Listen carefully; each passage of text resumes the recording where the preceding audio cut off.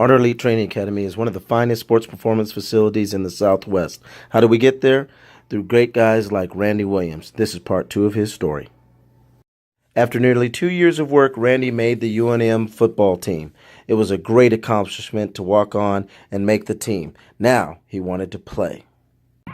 During playtime, Randy knew he had to get even better. So he stuck with what he knew. He came back and worked with us, and we worked late into the night, even after his practices with the Lobos. Randy had grown and changed a lot over the last 2 years, and in fact he had a late growth spurt. He shot up to nearly 6'4", and his weight was heading back to 260. That year we got access to the indoor track. It was nice to work inside for a change. We put Randy right back to work. We needed him even stronger, even faster, even quicker. We had to come up with new things to make him better, create new things, and that we did. And as Randy grew, so did our crew. I added another son to the workout group. We picked up a couple other athletes, even an NFL free agent.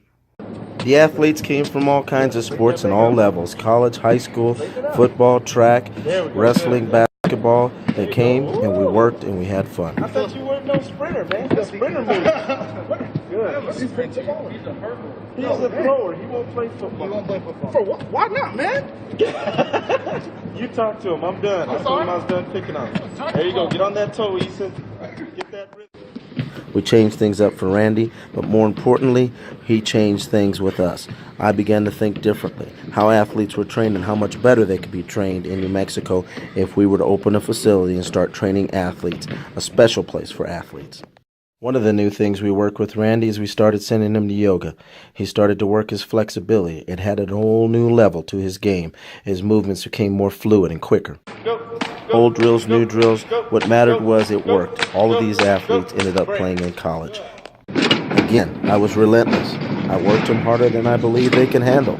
I took them right to their very limits, but they worked and they responded, and the work showed in everything that they did. All I could see, though, was a change needed to occur. There was so much more that could be done. Working with Randy at the indoor track changed everything. I began to see we needed to have our own facility where we could control the weights, the movement, the agility, everything to make the best. By spring workouts that year, Randy was gaining more attention. Even the newspaper noticed how hard the walk-on was working and how much attention he was receiving with what he was doing. Head coach Bob Davey for the Lobos mentioned in the article how much Randy had changed over the winter break. With his speed, his strength, his vertical, everything was changing quickly. Randy emerged from spring ball at second string. He was fighting for the starting spot. Everything was changing. Randy got more. He wanted more. He wanted to start, and he wanted a scholarship. Two things I have to tell you about Randy. Randy is different. Where I grew up, an athlete was fighting for a scholarship because that was his only way out. That was the way he got out of the hood, and a scholarship was the only thing to make a difference. Randy was even more special than that, if that sounds possible to you, because he fought for being the best. That's what he was about. He wanted to make himself as good as he possibly could be because that is who he was. That's what's different about Randy. He pushed himself beyond it, beyond all the limits that others would create. He pushed himself beyond. That's what fired me up. And when I see this little fire guy on my chest, that I think of Randy, because he had fire, he had passion, he had burning. And so when we came up with this notion of, hey, let's create a training facility for athletes, Ardor was what it was about. It was about fire. It was about passion. That was Randy. He had that fire. He had that passion. And when he was fighting to get on that field, and he was fighting for that starting spot and for that scholarship, he created a burn in us to create a facility that would cater to that type of athlete. Those with passion, those with fire. So we had to bring it all under one roof. We had to create a place. It was for guys like Randy out there training in those fields in the dark and in the snow. We had to change that. So we brought it all inside.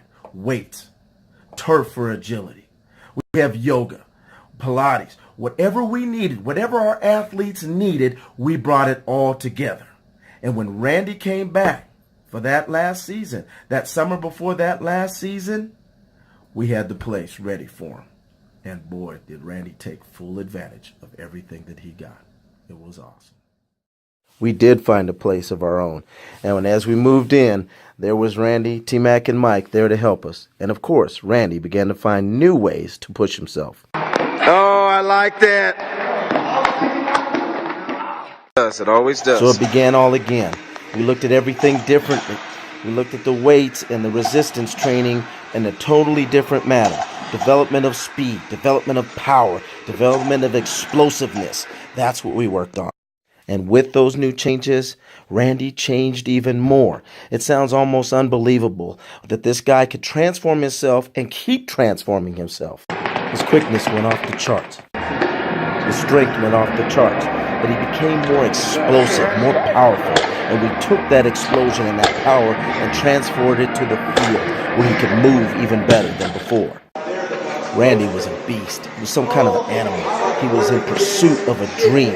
He would not be daunted. He would not be stopped. He couldn't be stopped. He refused to let anything slow him down. He just kept working. It was incredible. You should have seen it. He was unbelievable. Yes, he got better and quicker, but more importantly, he inspired other athletes to get better, quicker, stronger, faster. It was like this epidemic of creativity. Watch Randy.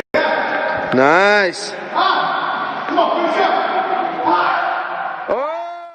The results, they were already written on the wall. Randy impressed the coaches, and they offered him a scholarship. He had rewritten his story all over again. Randy became somewhat of a local hero. A local boy walks on, makes the team, excels, gets a scholarship. He started to represent what we were all about.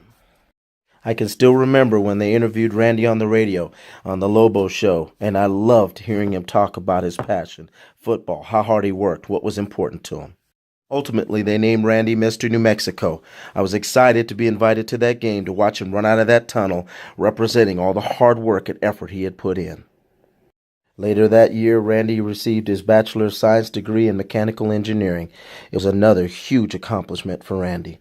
Everything paid off. What's Randy up to now? He's doing his thing. He's out there. He's working out. Looks great. He's doing his career. It's nice to see and hear from him. Randy is a shining example. When someone tells you you can't do something, you look him in the eye and tell him, yes, you can. You can be who you want to be.